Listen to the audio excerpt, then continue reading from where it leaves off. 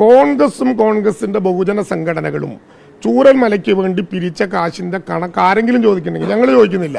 അതിന് മറുപടി പറയുന്നതിന് പകരം ഞങ്ങൾ മന്ത്രിമാരെയും ഗവൺമെന്റിനെയും ആക്രമിക്കാൻ തുനിയുന്നത് ഒരു രാഷ്ട്രീയ പാപ്പരത്വമാണ്.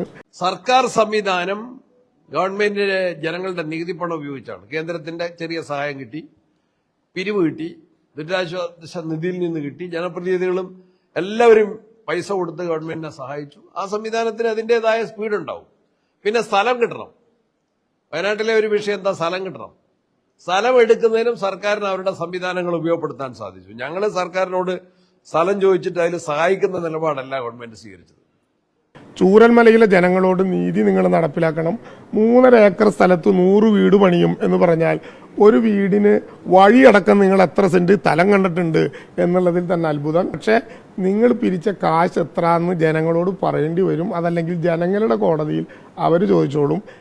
സ്ഥലം എടുക്കുന്നതിന് ചില നിബന്ധനകളുണ്ട്.